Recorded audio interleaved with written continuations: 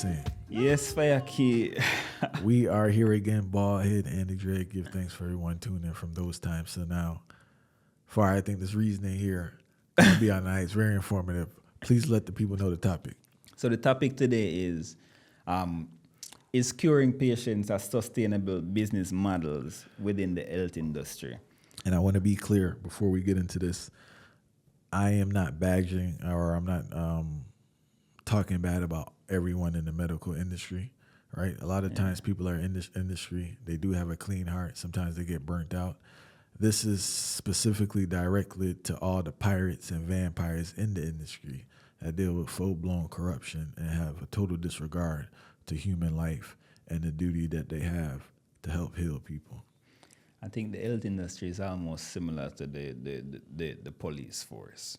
If you really put it on our meds, it kind of, even though you might have good intentions, but the recommendations we would have to give for the most part, it still have to follow the whole Britain in the same vein as the system. So recently we did read a Goldman Sachs article talking about the same thing, is curing patients a sustainable business model. One to read a particular quote out of the Goldman Sachs article. It says, in the case of infectious diseases such as hepatitis C, curing existing patients also decreases the number of carriers able to transmit the virus to new patients. Thus, the incident pool also declines.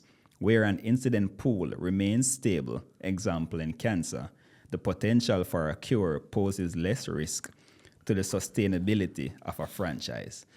So we have to take that into context. All right. For those who struggle with following the reading, right, they're basically saying this. If they heal people, right, the pool that will use the product declines. And if people don't have the disease, they won't spread the disease, which also leads to the decline of their profits, right? Yep. So they're saying that in order for to have a profitable business model in their industry, they need people to carry a disease, to spread the disease, to keep the pool at a stable level where it's profitable. If that pool were to decline, it would decline profits. That's crazy. AKA healing the people is not profitable. I just thought it was wild that they put it out there. I thought that was something in there, like a private meeting or something. And it's like a Goldman Sachs article. Yeah, and it's just out in the article, like whatever. This is what we're doing. It's pretty wild. So when you think about it still enough, like the most important part of me capture outside of that is the whole concept of a franchise. Yeah. And I hope people really we're not talking about McDonald's. I will not talk about McDonald's because these biotech companies, majority of them are franchises. They're major corporations. And we have to think about how does a major corporation actually function? What is the main point of a major corporation? That's to make profit. So if a man in the industry of getting pharmaceutical or creating pharmaceutical drugs and his aim is to make profit, does he really care about your health? Hence, is it that the health industry is mainly for profit, or is it that the health industry actually cares about us? I would say it's a tricky situation, and it's just like the prison industry. I just want to throw this in there in a sense that these private prisons need people in beds to make money. If everyone's like doing good and not in prison, or I can't even say doing good, but are not incarcerated, then they don't make money. So therefore, we have to tweak legislation a little bit to make sure that some crimes put you in here for a little longer. Back to this health thing. It's not profitable. Listen, I'm not sure if you've been to the doctor lately. The longest I've been sat and spoken to a doctor in the last 10 years was a chiropractor, where I actually spoke to this man, and this man actually asked me about my life.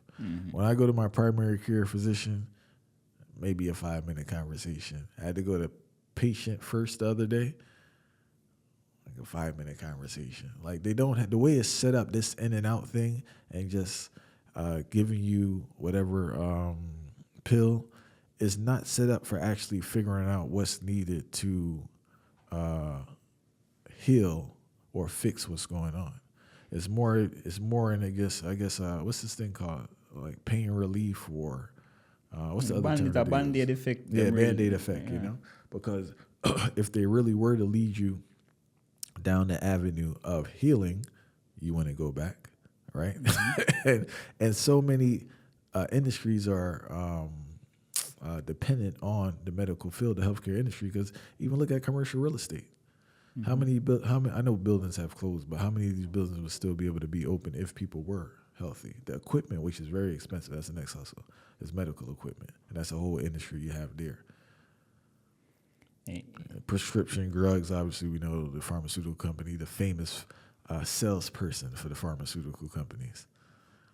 You know, two key things more I have to talk about with regarding this health industry. One, a particular merger where I think most people overlook. The merger between Monsanto and Bayer.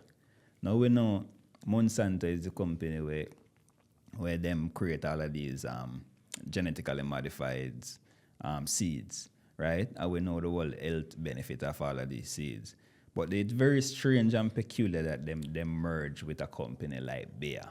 And everybody know Bayer. Bayer is a company that creates all of these aspirin for all of these headache where the people them have and them take it for the short-term relief but get headache tomorrow and take it again. So, but what we really want to dive into is them in a particular article, them project a couple sales where them think them are gonna hit.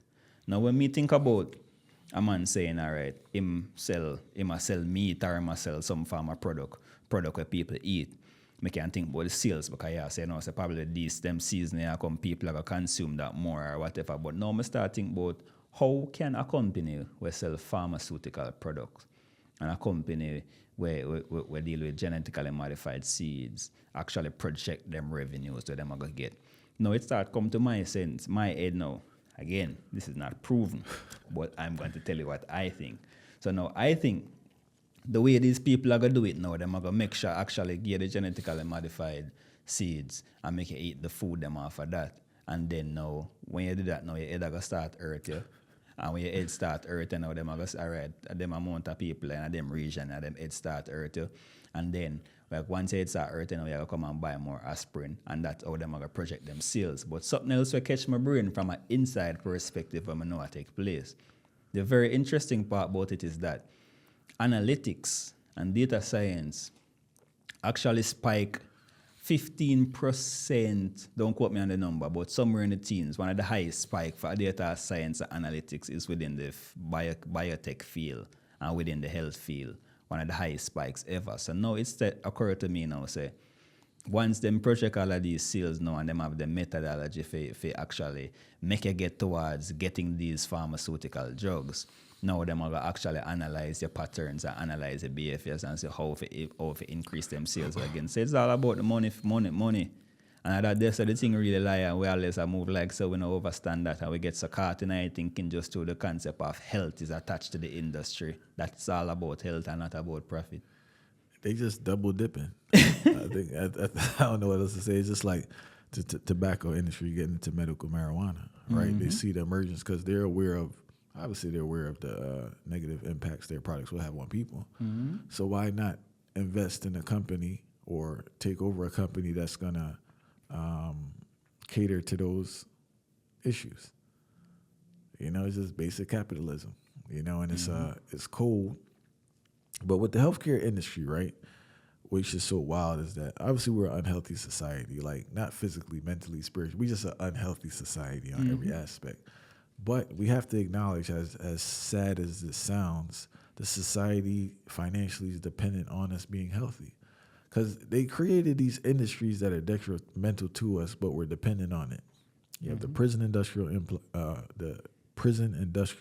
complex industry, and the healthcare industry, even the military industry. They provide so much jobs for American citizens. What would happen if they didn't exist? So you know, it's a weird situation just dealing with reality in the sense that they built up these industries and we're so dependent on them. Yes, we can complain, but what if, all right, say in the next 10 years we switched up the model where, you know, we're doing preventive care, we're actually dealing with healing, we're not dealing with the medications too much. Where are these people going to work? Because people do work and benefit from these industries, you know? And you see, this now when we start thinking about the whole progress of society and we start thinking about sacrifice.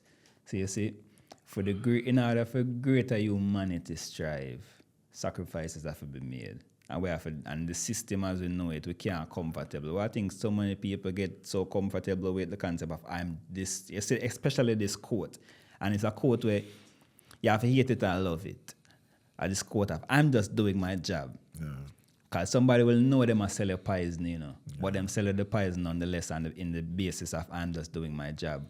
And then the concept of, but if I don't do this, then how am I going to provide for my family? But we're not thinking about the broader disaster where it cause, because all of these pharmaceutical drugs them where take place now and where get distributed throughout the channels them, and every old person right now know up on all of these pressure pill and all of these different things, and them now go towards the bush them and them thing there.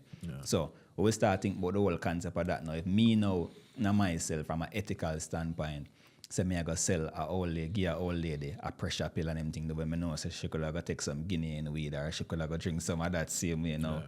Sometimes we have a thing say the blame, although we're maintaining the status quo as we know it, out of fear of losing out, our family losing out, and our family not having food to eat. When we think about the broader picture, really we are the enforcers of the status quo.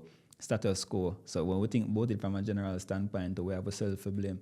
No, big time. I think it's definitely a self-blame to a certain level, because what happens is this. At least the blame for those who know about it and aren't willing to do the sacrifice to make the change. Now, I believe there's a large number of people who can't process what's going on. They generally don't understand what's going on, and maybe it's a little too complex for them. I'm not sure if the number of those who know what's going on actually do something. Would it change? That's the next part of it. Like the people who actually know what's going on, if they were to do something, would it change? I'm not sure. But I believe, and this is just my belief, people may disagree. I think as a human being, you have a certain level of responsibility for understanding your environment and understanding how to thrive in your environment. You don't have to be an expert on these things, but you should be knowledgeable about the different things that are impacting you, especially the big industries. You know, healthcare is definitely one of the big industries. And I'm not trying to paint every healthcare person as a villain or some type of evil doctor thing, right? But a lot of times I notice it's just like teaching. A person goes into the environment with a clean heart and actually want to do good. But the way the environment is structured for your survival, if you're not strong, it pushes you to do stuff that's not necessarily beneficial to the person you're serving. So, for instance, in education, I saw that, and I don't have a broad experience. I was at one school, so just take it how you want to take it. But the thing was, to get a raise, the students had to do good, right? So I saw teachers fudging numbers, so it looked like the students were doing good to the detriment of the student, because that student would graduate, can't read. You pre-it. As a healthcare person now, you're limited to the time. I've had that too now, right? Where a person kind of just rush you. I'm trying to explain something. They're literally rushing me because they have to meet a quota for that particular time. So I don't know if this is real. I've heard it, you know. I know they push particular products on particular people, but all that goes into their income. So they're basically telling you, if you want to not even thrive, but be in this industry, you have to do these things. So a person has to ask themselves now, because they didn't know that prior when they went there. They probably in medical school had their thing on the hook. They're going to have a big house and save the world and heal people. And when they go into it, now they peep the hustle. Hustle with the C-section. You get what I'm saying? Like the fact that you get paid more for a C-section than a natural birth, what are you pushing people to do? You're going to do that naturally. All right. You don't have to pressure them, but the fact that it's there and this get money mind frame in this environment that they're in. So it's just like they create that industry. They create the environment that they can predict the behavior of the people in that environment. And you have to ask yourself now, am I going to do this or am I going to leave? And I think what's cold is that it takes so many years to even get in that environment, and you're so invested in that environment, not just financially, but socially.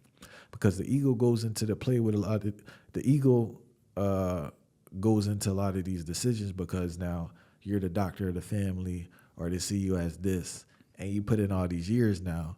So a man don't really, or a woman, she don't want to look at it and say, you know what, this thing kind of wild, I'm going to leave. They just say, hey, it is what it is at this point, you know, and just let it work, you know.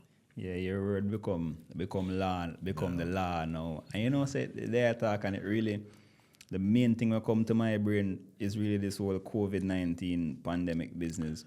Is where we really see how much the healthcare industry milk the whole profit business, because remember say from the jump, them already make you aware say this vaccine is not something that will stop the transmission of it.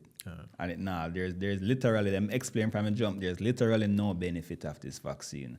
But yet still, it's something where they make mandatory. So you realize how much force the healthcare industry have such a power that them have a force behind it. Because remember, nobody no want to have a health crisis, It's one thing nobody no want to have is a health crisis, knowing historically what health crisis have done to the people. So that's one thing them have behind them. Them have the force, them have the willpower to, and plus them have the financial bucket if already for push the narrative of every single thing. And then when the whole concept come out that, okay, so this still can't work, but here we go on now. This new one is supposed to come now and help you. Let's do a booster. And all of these things until it start go further and further until you have a next booster too.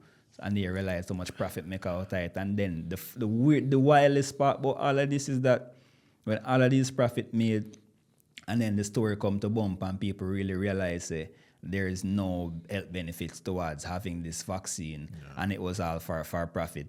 And companies like Pfizer blatantly noticed there was never, ever, ever a public apology to the people. Not that apology would do anything at all, but just to show you there was never an acknowledgement of the fact that this was a profitable thing. And it was just to keep people moving and limit the people them in the scope of all in the name of making profit. And that's the craziest thing in a fire. And Farai, there's one more thing I want to touch on with this COVID thing. I believe in the time, me being on Earth. I ain't talking about nothing I read in a history book. I'm talking about my time on Earth. I think this was the greatest media campaign I ever saw. Greatest, man. Yes, man. We don't acknowledge that. Like the execution, the mobilization on state level, county level, city level, national federal level. It's just like they definitely can study that in marketing classes in the future, what they did and how they were able to utilize fear to push people to do something that many were uncomfortable doing. And I guess some believe they were comfortable doing. I want to touch on, I just want to throw out this number here I wrote down so people could get an understanding of how much money is spent in this industry, right? So they said, I read somewhere saying $78.5 billion was spent on prescription opioid misuse of drugs, right? That's a big part of our economy because a lot of industries are popping up now to assist with opioid addiction. You got the Narcan and all those things. Like these are things that are made and they're probably given out free, but the government pays for it and it's a government contract. But people don't understand why we need drug addiction, why we need alcoholism, why we need obesity. I think it's about, how much you say here? Over 600,000 people died of heart disease. Now, one can argue it's just stress, right? But we have to factor in people's dietary practices and things being clogged up. But even so, it's like we need an unhealthy, stressful environment with food that will destroy your body. Because prior to you dying, we're going to get you on something that we're going to profit from. Whether staying at a facility or using some form of medication. So I want people to understand it's clear. It's like, oh, well, they're dying. How do you profit from a dead person? Well, there are other ways to profit from a dead person, but prior to your death, most likely. Pay tax on dead body. I never know that. You know what I'm saying? So, like, prior to your death, you're going to be on some form of medication. It's pretty wild. And also, too, we have to acknowledge that if you read articles, I always like bringing in the teaching and the doctors because, one, I was in that field, so I can speak on it, but doctors are burnt out. You know what I'm saying? Like, doctors are burnt out. So if you have a burnt out person that's providing this type of care, it's not going to be a cure on the heights. And it's a decline in doctors because any facility you call right now, you're not going to get through them. You know, when they mention that, when I always compare the doctor them to. When you say doctors burnt out, it reminds me of one thing, like a college. When you're in a college and you have a big lecture hall, you can't guarantee that every student can actually get the lesson plan. But it does a talk out in a big lecture hall. That's how I compare most of the doctors them. When you mention the burnt out of doctors, I think there's a very, very, very similar scenario towards this whole thing. As in the patients, them would be the student, them in the big lecture hall, and guarantee some might get through the cracks, but definitely some are gonna get hooked on something of a sort. And I just think this health thing, man, like analyzing it, I think there's so much needed for a person to get better that the healthcare system just can't provide. And they won't provide anyway, but on a realistic approach, it's like, one, you have to have a decent amount of conversation for you to bring out what's going on with you and the things that are going on in your life that are leading to this particular thing. Mm-hmm. You need to have a certain amount of tests, which don't usually catch stuff anyway, including your blood work, right? Then also you would need some form of assistance, because what happens with a lot of people is the lifestyle changes they have to make, they're not equipped to make it. It's kind of unrealistic to even tell that person that, because if you have a person who has a diet that's heavy in sugar, a lot of alcohol, a lot of fats, a lot of salt, they're not changing that overnight. You know what I'm saying? Like, you know, because a lot of people have been pre-warned and told, like, if you continue to eat like this, you're not going to be around much longer. And they continue to eat like it. Even they may want to stop, but it's the addictive nature. Mm-hmm. It's going back to the food now. They strategically make the food addictive. They know already. Mm-hmm. It's not a joke. It's not a conspiracy theory. They want to heighten the addiction. Why? For profitability. Coca-Cola and these companies, they want to make sure that this item is constantly in your house. Once it's depleted, you bring another one. That is part of their business model. They don't want you to buy it once every 2 weeks. No, it's constantly in your house. So we really want to ask a question. Like, may I ask this question to the general public though? Who create most of the food we eat? Is it a chef or is it a chemist? Is it a biochemist that create the food that you eat, or is it a chef? Because all me knowing that the food that me eating is a chef created, but we talk about Coca-Cola and all of these different sugary products and things. Is it a chemist that actually create your food, or is it a chef that create your food? The answer to that alone supposed to have you thinking and make you understand how the health industry work and why you're getting caught up within the health industry just to make them make more profit. Because I can't see why I would eat a food where a chemist create. Break that. I don't think people, because sometimes we talk about people think we in like conspiracy land or something. Just break down. Give an example for the people in regards to what was made by a chemist. Simple thing is like Lunchables, right? All right. This was not made by a chef. Right. And everybody knows what a chemist is, right? A man that deals with science and chemistry, not food. And they use it. They use why are they using the chemist? One, they want to find these perfect levels of taste and crunch and texture in your mouth. Natural flavor and these things, you know. So it's just a perfect experience because they want you to get. These people aren't playing around. They want this. This is not like the clothes industry, all right. They want return customers. They want you to have this product in your house all the time, and they're not playing around with it, yo. And they get that perfect spot, and they'll keep tweaking it until they get that perfect spot. It'll be released even to the boxing with the colors. We did a great interview with the great journalist Michael Moss, author of the book for the Fat Sugar Salt, Sugar Fat Salt. I'll put that link in the description. He does a great job breaking it down in regards to like the science and the psychologists, because you have the chemists and you have the psychiatrists that work together to create these foods. Not chef, not farmer. Chemists and psychiatrists to create food, you know. Your whole pattern, your whole existence, your whole mood, every single thing that's already experimented on just in order so you can eat. So let's think about all of that. So the next time somebody go for eat a food, I really want to think about this. So I talk about the healthcare industry and how them is just based on profits.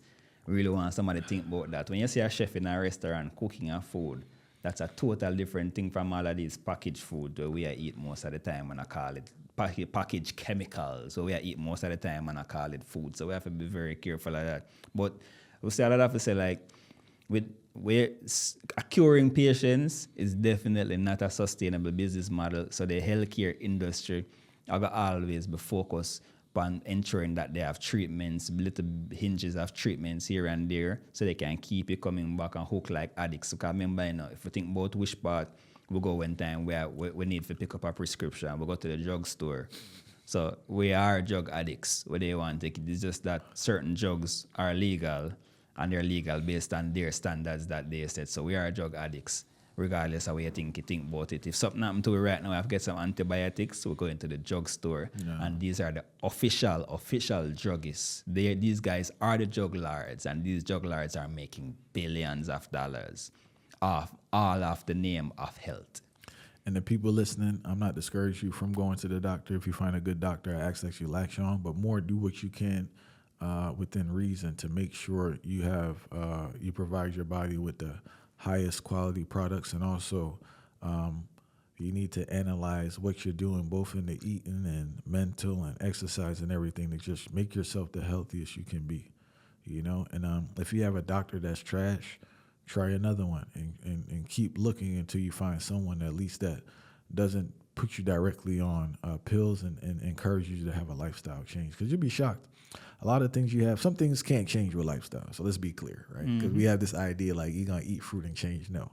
But you have a lot of things that can change from your lifestyle. And those are the things you should focus on. If you get some type of disease or something that's just, it is what it is, you need them for that. But other things you can handle on your own just by sleeping, eating differently, minimizing your stress, and being more active.